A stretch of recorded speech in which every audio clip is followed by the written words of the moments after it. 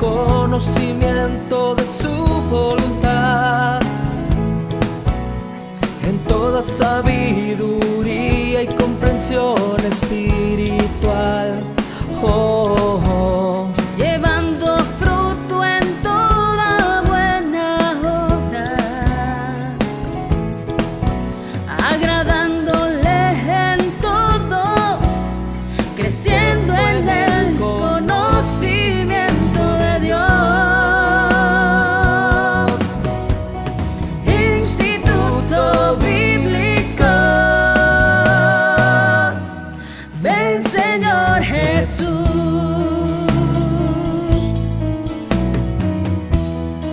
Estableciendo la cultura del reino con la palabra de Dios, instruyendo nuevos discípulos. Instituto Bíblico, ven Señor Jesús. Hola, bendiciones, amados hermanos, qué gusto tenerte una vez más. Estamos ya en la semana número 3 de esta serie que le hemos titulado Las 7 iglesias del Apocalipsis. Qué bueno que te hayas conectado, amado hermano. Te quiero recordar algunas cositas rápidamente. Te quiero dejar saber, amados hermanos, que es de mucha importancia que si tú quieres adquirir las tareas, hacer los exámenes en el instituto, tener las notas de esta enseñanza, amados hermanos, tienes que ir a la página que aparece ahí abajito, donde vas a poder adquirir todo esto. Es más, después cuando completes tú todo el curso, se te dará un certificado al final del curso. Y por supuesto, si tú estás en lo que es el diplomado de 3 años, amados hermanos, también puedes adquirir el diploma al completar todas las clases o todos los cursos que ofrecemos. Así que te invitamos, por favor, que nos visites ahí en la página del instituto, institutobsj.com. Amén. ¿Qué te parece si entramos entonces el día de hoy a la clase y entramos con una oración? Le pedimos al Señor que Él nos ayude. Inclina tu rostro, cierra tus ojos un momentito y oremos. Padre, te queremos dar las gracias, Señor, por la oportunidad que tú nos das de aprender de tu palabra. Gracias, Señor amado. Te pedimos ahora que tú nos des entendimiento y nos ayudes, Señor, en el nombre poderoso de Jesús. Gracias, Señor amado. Amén y amén. Bueno, amados hermanos, tenemos bastante que tenemos que hablar el día de hoy y queremos, por favor, pedirte que siempre que vayas a ver este video, trata de bajar las notas para tenerlas ahí listas y escribir cada uno de los detalles que estamos mostrando en la pantalla. Amén. Bueno, comencemos entonces, amados hermanos, y vamos a entrar a lo que es la carta a la iglesia de Esmirna. Ahí en Apocalipsis capítulo 2, versículo 8. Vayamos rápidamente a Apocalipsis capítulo 2, versículo 8 en adelante. Y miremos lo que dice ahí. Dice: y escribe al ángel de la iglesia en Esmirna, el primero y el postrero, el que estuvo muerto y vivió, dice esto: yo conozco tus obras y tu tribulación y tu pobreza, pero tú eres rico, y la blasfemia de los que se dicen ser judíos y no lo son, sino sinagoga de Satanás. No temas en nada lo que vas a padecer. He aquí, el diablo echará a algunos de vosotros en la cárcel para que seáis probados, y tendréis tribulación por 10 días. Sé fiel hasta la muerte, y yo te daré la corona de la vida. El que tiene oído, oiga lo que el Espíritu dice a las iglesias. El que venciere no sufrirá daño de la segunda muerte. Bueno, amados hermanos, aquí hay bastantes detalles y quiero recordarte algunas cositas que habíamos mencionado anteriormente. Mencionamos de que una de las cosas que vamos a encontrar en cada una de estas cartas es que hay un mensaje en las cartas para la iglesia de ese entonces, para la iglesia de ese tiempo. Hay un mensaje para cada una de ellas. Y aparte de eso, amados hermanos, también sabemos de que en medio de estas cartas está dirigida a los diferentes tipos de cristianos. Amén. Al cristiano sin el primer amor, al cristiano sufrido, que es la que vamos a ver el día de hoy, al cristiano mundano, al cristiano pagano, al muerto, al fiel y al tibio. Pero por último, mencionamos de que estas cartas también son una profecía de los distintos períodos de la iglesia. 7 distintos períodos. El día de hoy, amados hermanos, estamos viviendo el último período de la iglesia, el período de la Odisea, donde el cristiano es tibio, no es frío ni ferviente. Amén. Pero hoy nos vamos a concentrar más en lo que es la iglesia de Esmirna. Amén. Así que, ¿qué te parece si entramos un poquito a ver la historia de esa ciudad de Esmirna y miremos algunos detalles de mucha importancia? En primer lugar, amados hermanos, era una ciudad muy rica y de bastante comercio, ya que era un puerto y esto atraía mucha gente. También, amados hermanos, otra de las cosas que tenía Esmirna era que era una ciudad reconstruida, o sea que habían varias cosas que se miraban muy nuevas ahí. La había reconstruido, se cree, ya sea Alejandro Magno o uno de sus capitanes. Pero también escuchamos el título que se le daban a los judíos de esa ciudad, Sinagoga de Satanás. Y esto tenía que ver por la colonia grande y agresiva de judíos que habían ahí, cuya hostilidad, dice aquí en este diccionario, contra los cristianos les ganó ese apodo, amado hermano. Entonces, había bastantes judíos y eran muy agresivos contra los cristianos. Esto es de mucha importancia, porque recordémonos que Esmirna es la iglesia que sufre. Amén. Entonces, esta iglesia iba a ser atacada de diferentes maneras, y una de ellas era por medio de estos judíos. Amén. Pero sigamos viendo. También, su alianza con Roma era conocida por siglos, de manera que la convirtieron en la sede del culto al emperador. Una de las cosas que hacía diferente a Esmirna de otras ciudades era que aquí era la sede del culto al emperador.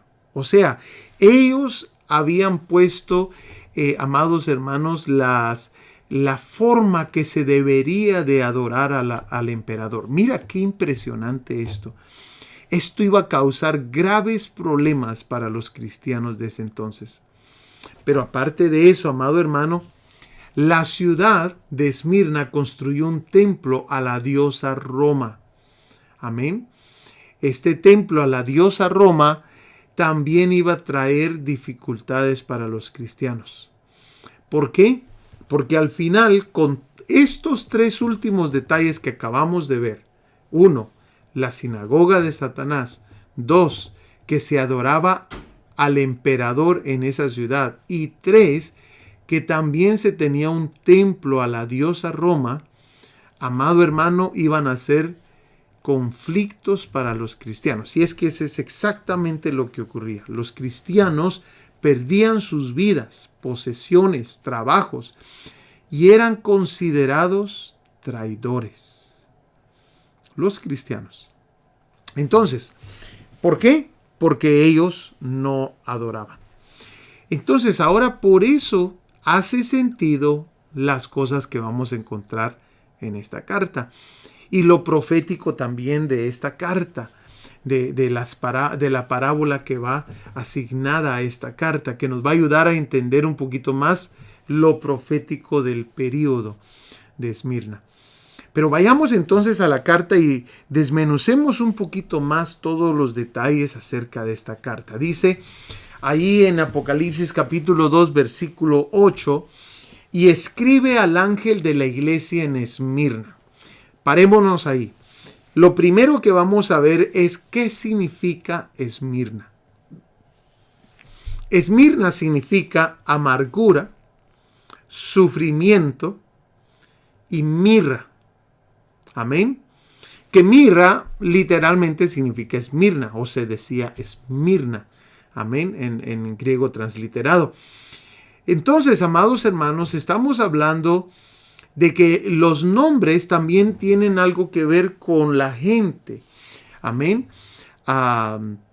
Si te recuerdas el nombre de Éfeso, la primera carta que vimos, tenía que ver con deseable, amén, pero también tenía que ver con relajarse.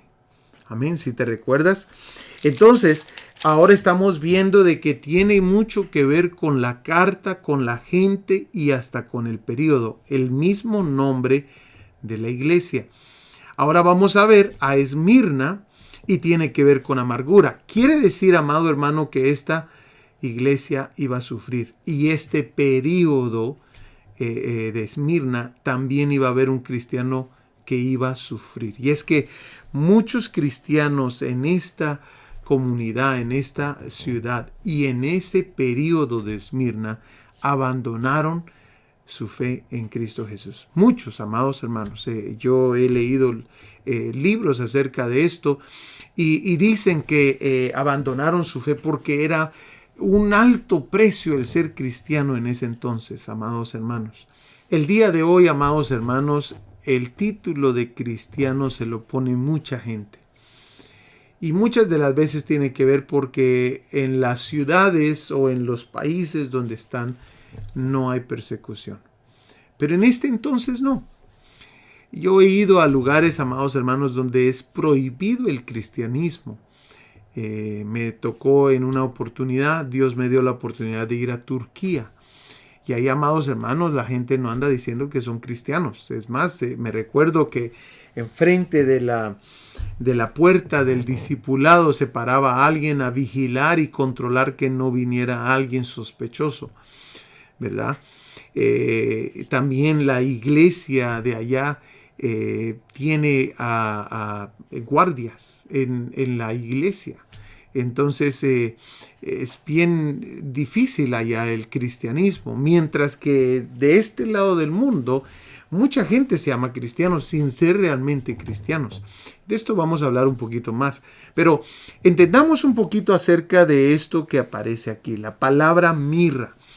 Es muy interesante porque mira lo que encontré en el diccionario Vine. Mirra viene de la palabra Esmurna, del griego transliterado, de donde procede el nombre de Esmirna. Es un término de origen semítico. En hebreo se dice mor, de una raíz que significa amargo. Bueno, y démonos cuenta, amados hermanos, que una de las cosas que dice en esa definición es que era usado para embalsamar. Esto era para los muertos. Y amados hermanos, es interesante que esto es el nombre de esta ciudad. ¿Por qué? Una de las cosas que encontré es de que mirra era lo que se producía en Esmirna. Es más, el nombre de Esmirna viene a causa de que ahí se producía la mirra, que se usaba para embalsamar a los muertos. Ahora, es interesante que ese nombre se iba a aplicar ahora para lo que estos cristianos iban a sufrir. Amén. Dice también, amados hermanos, que es una resina gomosa de un arbusto que crece en el Yemen y en regiones circundantes de África. Amén. Se usaba como perfume, se usaba para el aceite de la unción, para diferentes cosas, esta mirra. Amén. Pero sigamos viendo entonces algunos detalles acerca de esto.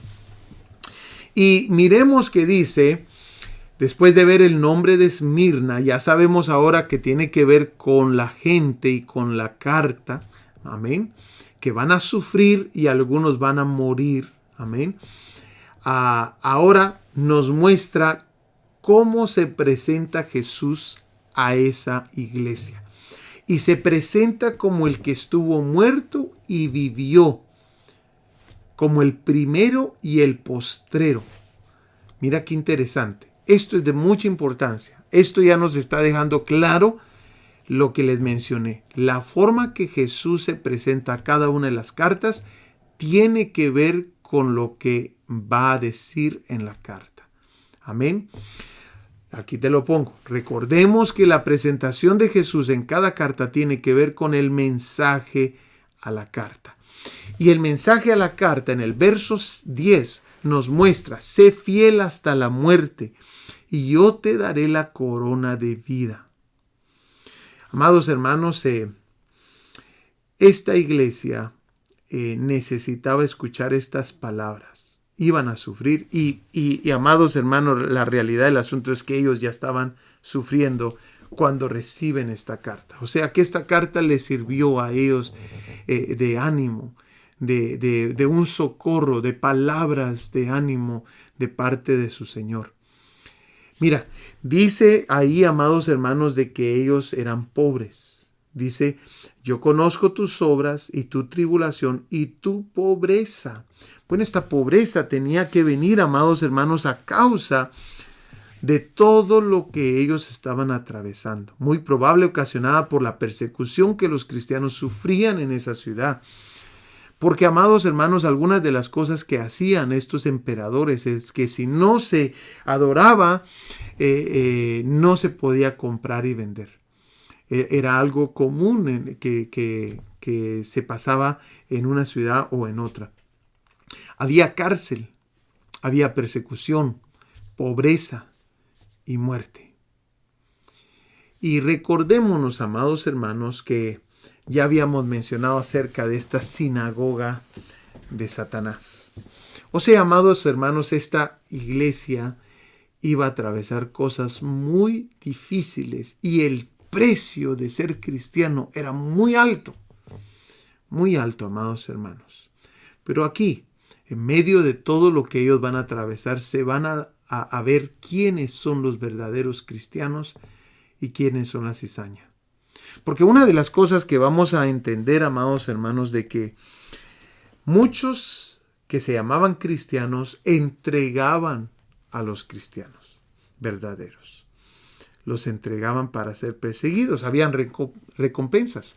Es más, me recuerdo haber ido a Turquía, como te lo mencionaba, y la persona que cuidaba la iglesia había sido una persona que había sido perseguida, que su propia familia lo había denunciado a las autoridades como alguien que ahora era un cristiano. Y amados hermanos, él estaba fiel siguiendo a Cristo, pero creo que el dolor es muy duro cuando la misma familia, amados hermanos, es la que te denuncia como cristiano a las autoridades. Y yo no dudo que esto exactamente estaba ocurriendo en esta ciudad. La persecución era a tal grado que la misma familia no quería ver nada contigo para no meterse ellos a problemas. Mira lo que dice el versículo 10. No temas en nada lo que vas a padecer. He aquí el diablo echará a algunos de vosotros en la cárcel para que seáis probados y tendréis tribulación por 10 días. Sé fiel hasta la muerte y yo te daré la corona de la vida. El que tiene oído, oiga lo que el Espíritu dice a las iglesias.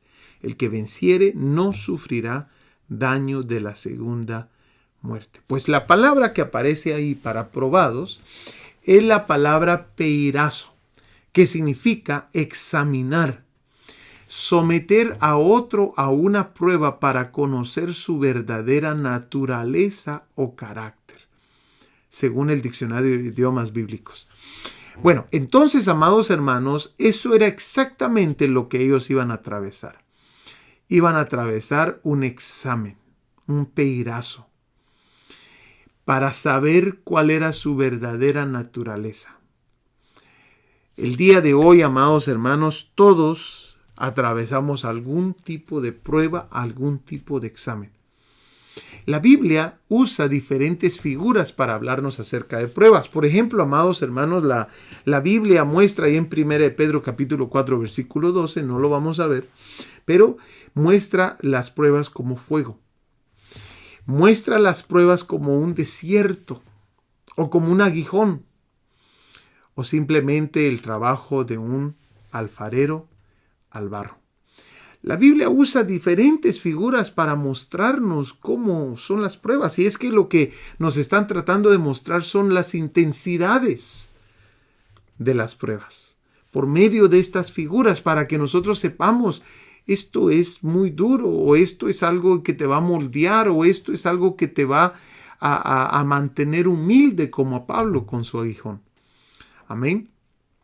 Las pruebas tienen distintos propósitos y nosotros tenemos que aprender de que el Señor las va a usar para esos propósitos. Esta vida en esta tierra no es el destino final. Hasta que nosotros no comprendamos eso, amados hermanos, miraremos las pruebas sin gozo.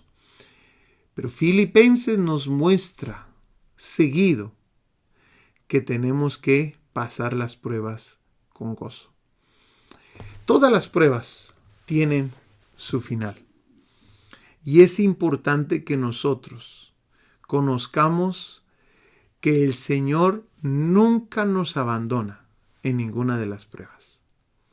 Bueno, ahora vayamos rápidamente viendo todo esto. Vamos a hablar un poquito acerca de lo profético de esta carta, porque es de mucha importancia lo profético.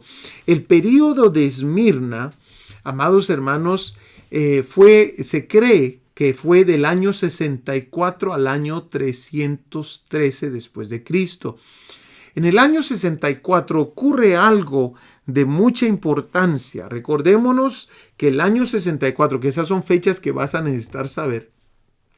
El año 64 está Nerón de emperador.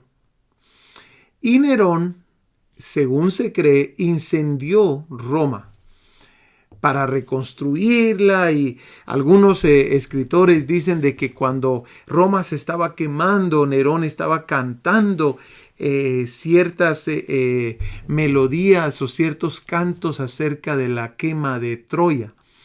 O sea, por esas razones, por la forma que Nerón reaccionó a este incendio, es que varios estudiosos dicen fue Nerón el que decidió quemar Roma. Y, amados hermanos, para encubrir este acontecimiento y que le viniera a rebotar a él decide tirarle la culpa a los cristianos. Este es el período donde los cristianos fueron llevados a los circos para ser comidos por los leones. Otros fueron crucificados o incendiados. Y algunos, amados hermanos, hervidos en aceite. Este fue un período muy amargo para la iglesia, amados hermanos. Exactamente la definición del nombre de esta iglesia. Ahora, Jesús les dice ahí en Apocalipsis capítulo 2, versículo 10, no temas en nada lo que vas a padecer. He aquí el diablo echará a algunos de vosotros en la cárcel para que seáis probados y tendréis tribulación por 10 días. Bueno, el Señor conocía exactamente cada uno de los periodos de la iglesia. Y estos periodos, estos 7 periodos, amados hermanos, Él usó estas cartas para profetizar lo que iba a ocurrir. Y es exactamente lo que ocurre aquí.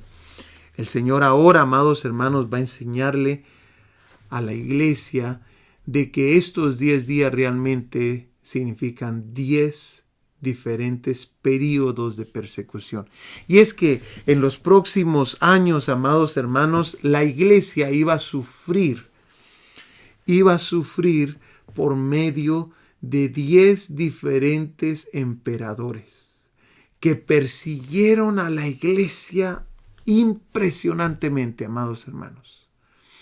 10 emperadores que no fue hasta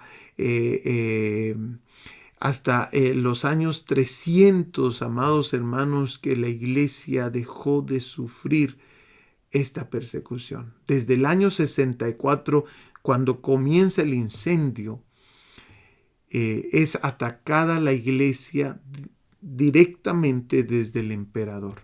Sí, por supuesto, antes de Nerón ya había persecución. Miramos ahí en el libro de Hechos que había persecución, pero nunca de parte de un emperador. Hasta que comenzó Nerón. Nerón comienza la persecución directa de un emperador al pueblo cristiano y así sucesivamente 10 diferentes períodos. Fue impresionante esta persecución. Murieron millones de personas cristianas, amados hermanos, decidieron darle su vida al Señor y decidieron mantener su fe hasta la muerte, exactamente como lo describe esta carta. El día de hoy, amados hermanos, nosotros tenemos pruebas y lamentablemente delante de pruebas de muy bajo nivel tropezamos y negamos al Señor. No debe de ser así. Espero que esta carta y esta lección te ayude a afirmar tu fe en el Señor y a decir no delante de la tentación, a decir no delante de la prueba. Y amados hermanos, a poner tus raíces firmes con el Señor. Vayamos a ver un poquito acerca de este primer emperador que comenzó las persecuciones. Anteriormente había persecución, amados hermanos, pero no había persecución directamente de un emperador al pueblo cristiano. Sí, en el libro de Hechos nos muestran varias persecuciones, pero no era directo de un emperador. Eso fue lo que comenzó Nerón. Nerón, como emperador, comenzó su persecución contra los cristianos. Entonces, miremos una línea de tiempo rápidamente. El Señor Jesús se cree que muere en el año y resucita en el año 30 después de Cristo. Y en el año 64, amados hermanos, comienza la quema de Roma. Roma se incendia. Ese mismo año se cree que muere Pedro bajo el imperio de Nerón. Mire toda la destrucción que hizo este hombre. Muere Pedro bajo el imperio de Nerón. Muere Nerón en el 68, se mata él. Muchos cristianos están siendo perseguidos y a causa de esa persecución, muchos de los que el Espíritu Santo comienza a motivar escriben cerca de 11 libros de la Biblia en ese periodo de persecución. En el año 65 al 67, no se sabe con exactitud, se cree que muere Pablo. Y recordémonos que en el año 70 Jerusalén es destruida, pero Nerón ya había muerto. Ahora, démonos cuenta, amados hermanos, las cosas que hizo este hombre y por qué es que se creía, es que esto era lo que se creía, que la marca que sale en el Apocalipsis de la bestia era el nombre de Nerón. Eso es lo que se creía en ese entonces.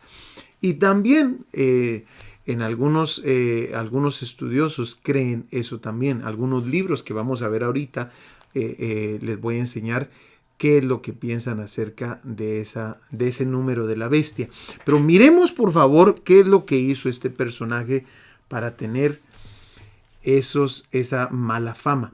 Nerón, según el diccionario Nelson, Nuevo Diccionario Ilustrado de la Biblia, dice, inició una cruenta persecución que el historiador Tácito ha descrito. Y esto es lo que escribe. A algunos cristianos los envolvían en pieles de animales y los arrojaban a los perros y otros a las fieras en el anfiteatro para diversión de los miles de espectadores. Otros fueron crucificados y en el colmo de la crueldad, Nerón empapó a algunos cristianos con materiales inflamables, los ató en postes y luego los encendió para alumbrar sus jardines, mientras él paseaba en su carro triunfal entre estas antorchas humanas. Este fue un hombre criminal, amados hermanos. Ahora, Mira por favor lo que encontré, porque una de las cosas que tenemos que saber de la marca de la bestia es que no siempre en la Biblia que tenemos ahora nosotros es el número 666, pero en los manuscritos no siempre ha sido el 666. En algunos manuscritos ha sido el 616. Pero interesantemente, y esto es lo que te quiero mostrar, ¿por qué se creía que este Nerón iba a resucitar o iba a venir otra vez? Y es que se creía por varias razones, amados hermanos. Mira lo que encontré aquí en el diccionario bíblico Lexam del 2014. Mira lo que dice. 2 importantes manuscritos de Apocalipsis, el Codex Efraemi y el Papyrus 115, dan el número de Apocalipsis 13:18 como 616 en lugar de 666. Es lo que te decía. No siempre fue ese número 666. En otros manuscritos se da este otro número. La variante 616 es probablemente un intento de aclarar la identidad de la bestia, como si fuera Nerón a una audiencia que de otra manera no habría hecho la conexión. La ortografía latina de Nerón, traducida a letras hebreas, da como resultado el número 616. Por lo tanto, es muy posible que uno de los primeros copistas cambiara el número para comunicar su creencia de que 666 se refiere a Nerón. Ahora, mira por favor lo que encontré en este otro libro. El número 666 significa el mismo nombre de este monstruo imperial en letras hebreas.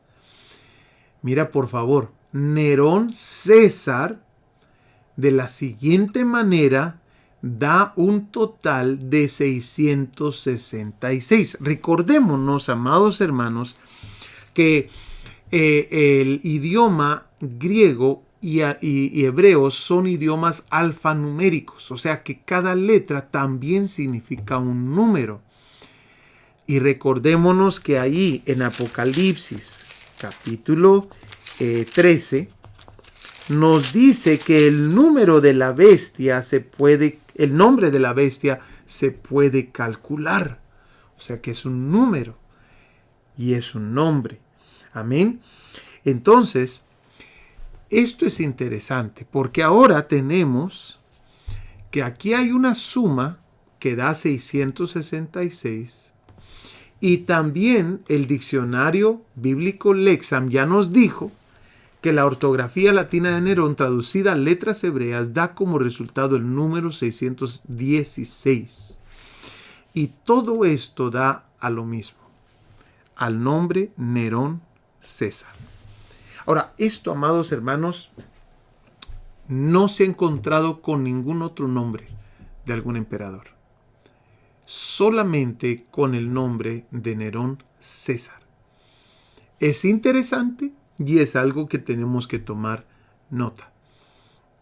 Entonces, probablemente, amados hermanos, una de las posibilidades es que la Biblia nos quiere dar a entender la persecución que va a venir en el tiempo del fin. Otra de las posibilidades es de que, amados hermanos, el mismo espíritu que gobernó sobre ese hombre, así como te recuerdas, como sabes de que Satanás es un copión, te recuerdas de que Dios usó el espíritu de Elías para que viniera sobre Juan el Bautista.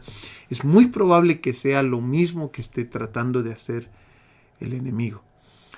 Lo que sí sabemos, amados hermanos, es de que los dos números que aparecen para la bestia en los manuscritos que hay, 666 y 616, los dos números dan al mismo nombre. Eso es algo interesante. Ahora, vayamos rápidamente entonces ahora a ver la otra porción de este periodo que siempre te dije de que la íbamos a encontrar allí en lo que es las parábolas. Y la parábola que se le asigna a esta carta es, amados hermanos, la parábola de la cizaña. Vayamos ahí a Mateo capítulo 13, versículo 24. Mateo capítulo 13, versículo 24, donde dice: le refirió otra parábola diciendo: el reino de los cielos es semejante a un hombre que sembró buena semilla en su campo. Pero mientras dormían los hombres, vino su enemigo y sembró cizaña entre el trigo. Y se fue. Y cuando salió la hierba y dio fruto, entonces apareció también, ¿qué? La cizaña. Bueno, entonces hoy vamos a aprender un poquito acerca de estos dos, del trigo y la cizaña. ¿Por qué es importante y qué tiene que ver esto con la carta de Esmirna? Recordémonos, amados hermanos, que Jesús da la explicación de esta parábola. La da ahí en el versículo 36 en adelante, Mateo 13, 36. Y esto es de mucha importancia. ¿Por qué? Porque nos va a ayudar a entender por qué tiene que ver esto con la carta, pero también nos va a ayudar a entender si nosotros somos trigo o somos cizaña. Miremos entonces. Dice, amados hermanos, la explicación ahí en el versículo 36, yo te lo resumí aquí. Está la parábola de un lado, en el versículo 24 en adelante. Vamos a ver, 13, 24, sí. Y la explicación la comienza a dar el Señor en el versículo 37. Y mira las cosas, cómo las pone Él. El hombre es Jesucristo, el Hijo del Hombre. Amén. El campo es el mundo. Cada uno con sus versos te lo estoy dando ahí. La buena semilla son los hijos del reino. Mira qué interesante eso. Las cizañas son los hijos del maligno. En otras versiones aparece como los hijos del malo. El enemigo es el mismo diablo. Nos lo deja claro ahí en el versículo 39. La ciega es el fin del mundo. Amén. Y los segadores son los ángeles. Entonces, realmente no necesitamos hacer mucha explicación aquí porque ya el Señor Jesús explicó bastante esta parábola. ¿Qué tiene que ver esto con la carta de Esmirna? Tiene que ver con el hecho, amados hermanos, que mucha gente sirvió de tropiezo. Porque una de las cosas que vamos a ver en la explicación de Jesús es de que los hijos del malo son los que sirven de tropiezo. Y eso es exactamente lo que ocurrió en este periodo. El periodo de Esmirna es el periodo donde mucha gente falló al Señor y mucha gente se mantuvo firme con el Señor. Ese es el periodo de Esmirna. Muchos negaron su fe y otros se afirmaron hasta la muerte. Mira qué tremendo esto. Ahora, como ya el Señor Jesús nos hizo el favor de definir y dar la explicación de cada uno de estos puntos, vamos a hacer algo adicional nosotros hoy con esta parábola, perdón. Vamos a explicar un poquito más con detalle quiénes son esos hijos del reino y quiénes son la cizaña. Miremos entonces, y lo primero que vamos a ver, amados hermanos, ahí es que los hijos del reino, sabemos, y ya nos lo había dicho la primera vez que él dio esta parábola, nos había dicho que eran el trigo, ¿verdad? Los hijos del reino. Los hijos del reino, o sea, el trigo, son los que produjeron carpos. Amén. Carpos es la palabra para fruto que aparece ahí, que dio fruto, dio carpos. Y mira la razón por la cual dio carpos, dio fruto. Juan capítulo 12, versículo 24. Vayamos ahí por favor a Juan capítulo 12, versículo 24. Dice así: de cierto os digo, que si el grano de trigo no cae en la tierra y muere, queda solo, pero si muere, lleva mucho fruto. La razón por la cual el trigo dio fruto es porque estuvo dispuesto a morir a sí mismo. Los hijos del reino necesitamos morir a nuestra voluntad. necesitamos morir a nosotros mismos, a nuestros ideales, a nuestra forma de pensar. Necesitamos involucrar al Señor en cada punto de nuestra vida. Y esa es la diferencia. Los que producen son aquellos que mueren a sí mismos. Pero ahora mira lo que dice aquí. Los hijos del reino sabemos, amados hermanos, que son los nacidos de nuevo, porque la cizaña dice que son hijos del diablo. Quiere decir que no han nacido de nuevo. Amén.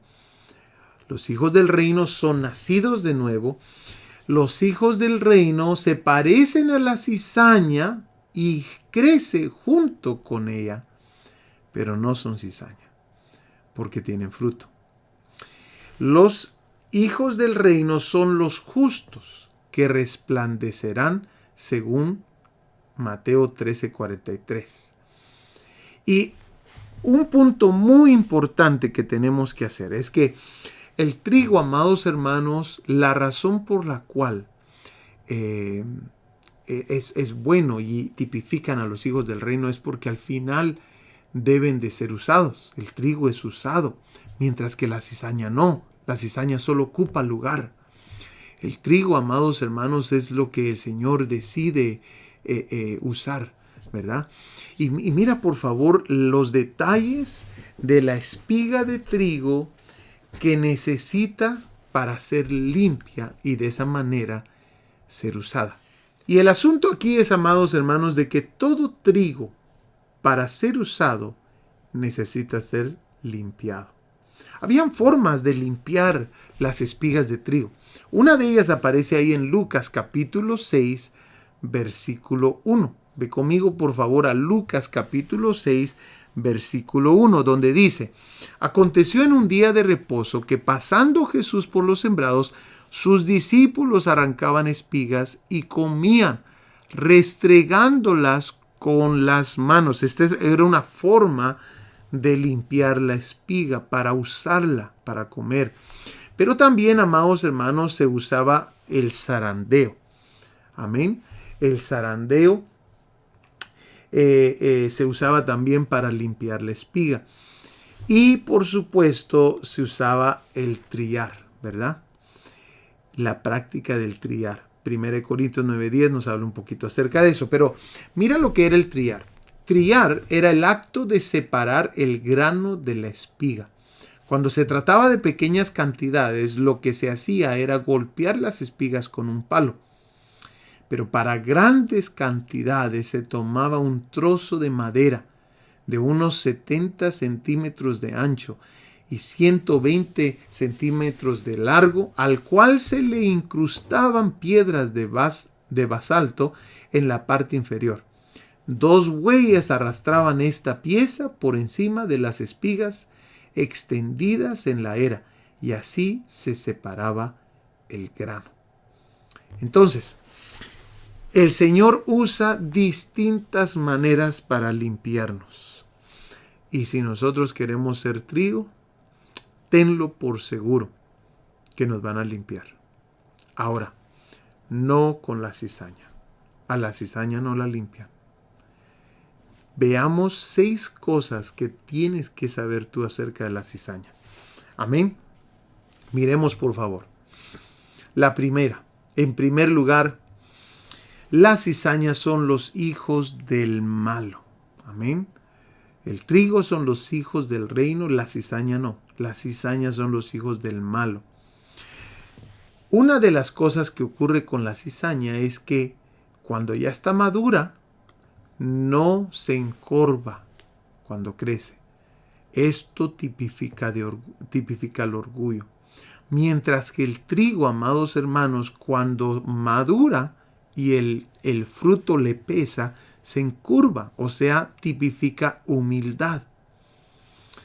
Otra de las cosas, amados hermanos, es que dice la palabra del Señor ahí en el capítulo 13, versículo 41, que la cizaña sirve de piedra de tropiezo. Amén. No ha nacido de nuevo, ¿por qué? Porque son hijos del malo. Nosotros cuando nacemos de nuevo nos volvemos hijos de Dios. Juan 1:12 lo menciona. O sea, de que aquí cabal, amados hermanos, nos deja claro que no todos son hijos de Dios, que tiene que venir a ocurrir lo que dice Juan 1:12 para nosotros convertirnos en hijos de Dios. Pero otro de los detalles es que la cizaña se parece mucho al trigo. Amén. Se parece mucho, pero tiene un fruto hueco. O sea, aparenta hacer, pero no es. Otra de los detalles de la cizaña es que la cizaña es venenosa. Mira lo que encontré aquí en este diccionario Vine. Las semillas de esta planta son venenosas para el hombre y para los animales herbívoros, produciendo sopor, náuseas, convulsiones e incluso la muerte. Ahora, tenemos claro, amados hermanos, que esta parábola va de la mano con la carta a la iglesia de Esmirna, en que en este periodo, como mencionamos, las parábolas tienen que ver más con el periodo de la carta de la iglesia.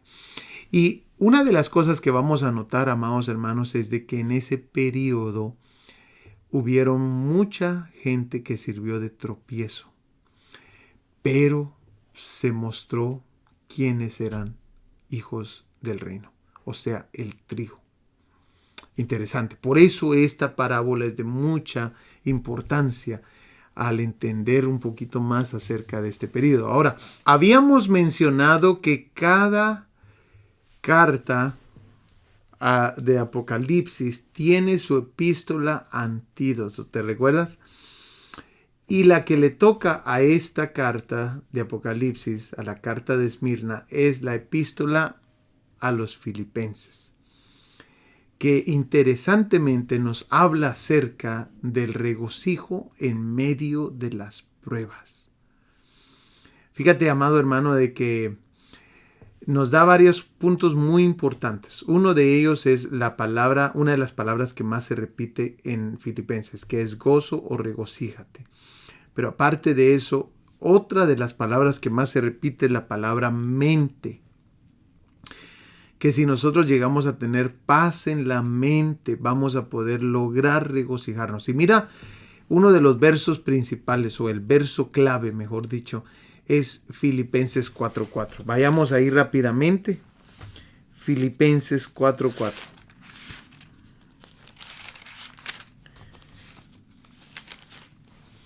Dice Filipenses 4:4. Regocijaos en el Señor siempre. Otra vez digo, regocijaos. Vuestra gentileza sea conocida de todos los hombres, el Señor está cerca. Amado hermano, esta iglesia de Esmirna sufrió demasiado. Sufrió cárceles, sufrió pobreza, sufrió persecución y hasta la muerte.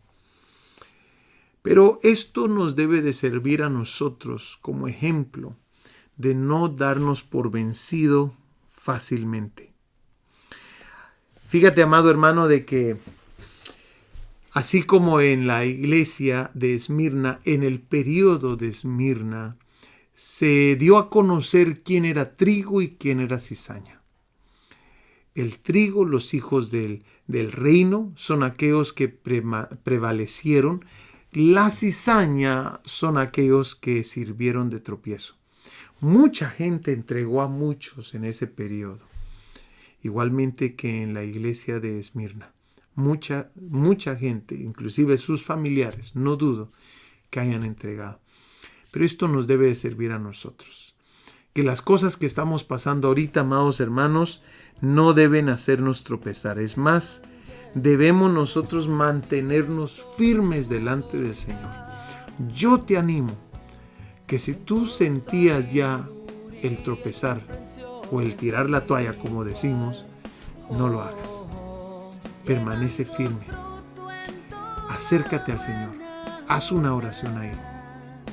Y mantente firme en lo que estés pasando. Recuérdate de toda esa gente que fue a los circos, que fue a las cárceles solamente por no negar el nombre de Cristo Jesús.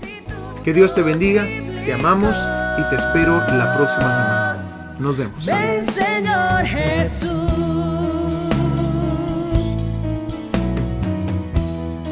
Estableciendo la cultura del reino con la palabra de Dios, instruyendo nuevos discípulos.